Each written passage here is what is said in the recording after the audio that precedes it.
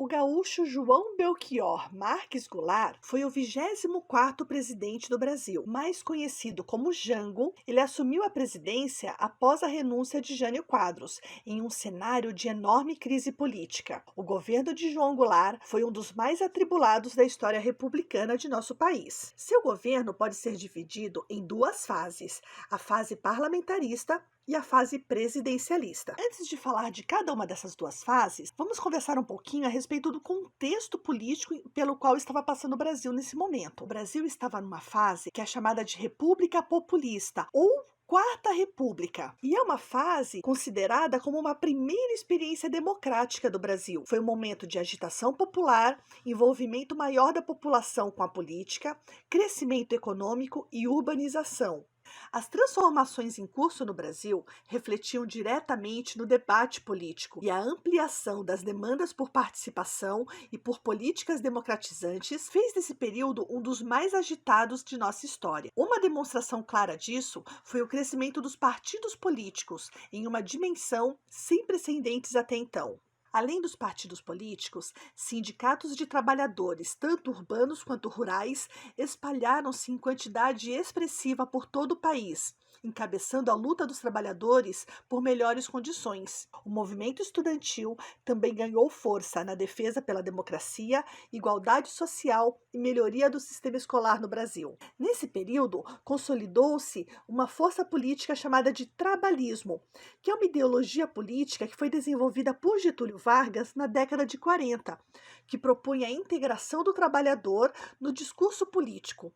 Também previa medidas que promovessem uma igualdade social por meio da atuação do Estado. Esse projeto político concentrava no partido criado por Vargas em 1945, o Partido Trabalhista Brasileiro, PTB, e foi ganhando força ao longo das décadas de 40, 50 e 1960. Podemos comprovar isso por meio dos dados que apontam um crescimento substancial na votação do PTB e no número de deputados eleitos por esse partido ao longo de toda a política populista. Em oposição ao crescimento desse projeto trabalhista do PTB estava a UDN, União Democrática Nacional, um partido conservador que atuou durante todo o período populista, querendo barrar o avanço das pautas trabalhistas e os direitos sociais. A UDN usou do golpismo como arma política, estando diretamente relacionada a renúncia de Jânio Quadros e a interferência no impedimento da posse de João Goulart. João Goulart era vice-presidente durante o governo de Jânio Quadros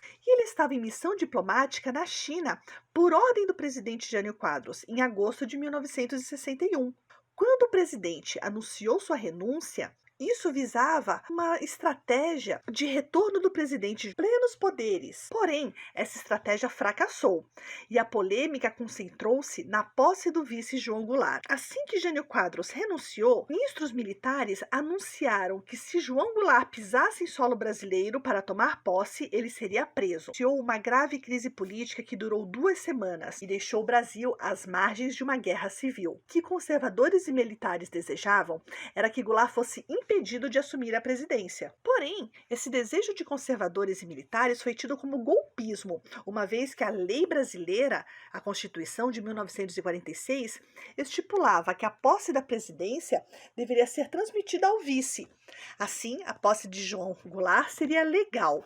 Esse político pensou até em renunciar, até que uma nova eleição fosse convocada. Porém, a postura dos militares convenceu-o a resistir e lutar pela posse. Vários grupos políticos brasileiros, tendo a liderança de Leonel Brizola, que era governador do Rio Grande do Sul, lutaram pela posse de João Goulart, numa campanha que foi conhecida como Campanha da Legalidade, que se espalhou por todo o Brasil para defender a posse de João Goulart. Brizola orientou Jango a retornar ao Brasil, prometeu inclusive uma resistência armada caso fosse necessária.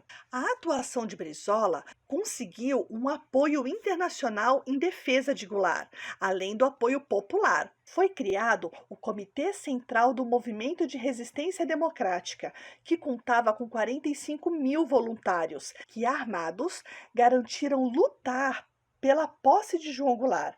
Por fim, Brizola e Jango receberam apoio do Terceiro Exército, grupo formado por cerca de 40 mil soldados. A possibilidade de uma guerra civil durante essa crise foi real. A sede da Campanha da Legalidade e o Palácio de Piratini, no Rio Grande do Sul, correu o risco de ser bombardeado por tropas militares que defendiam a saída golpista. A saída encontrada pelo Congresso foi enviar o político Tancredo Neves para o Uruguai, onde estava João Goulart, a fim de oferecer a ele a posse da presidência, desde que em um regime parlamentarista, no qual o poder do presidente seria reduzido. O acordo funcionou e João Goulart assumiu a presidência em setembro de 1961. Foi o primeiro e único presidente de toda a nossa história a governar dentro de um sistema parlamentarista. Portanto, o primeiro período do governo de João Goulart foi a fase parlamentarista. O parlamentarismo durou 14 meses de governo. Nesse momento, o presidente João Goulart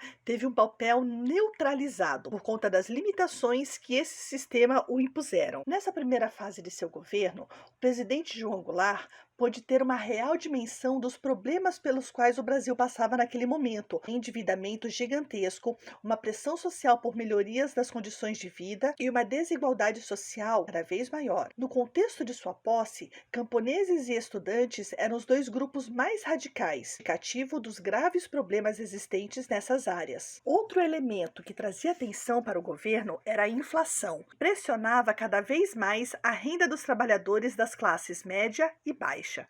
Por fim, João Goulart deveria equilibrar a política brasileira, garantindo a satisfação dos seus opositores, que eram os conservadores da UDN e os militares, as demandas dos estudantes, dos camponeses e da classe operária. A fase parlamentarista presenciou as negociações do presidente João Goulart com os Estados Unidos para resolver as dívidas brasileiras. Mas essas negociações não tiveram sucesso, uma vez que os estadunidenses estavam receosos com os rumos do governo de Jango. O presidente dos Estados Unidos, John Kennedy, deu permissão para o serviço secreto estadunidense para desestabilizar o Brasil, a fim de garantir a derrubada de João Goulart. Nós continuamos no próximo vídeo. Não deixem de assistir a parte 2.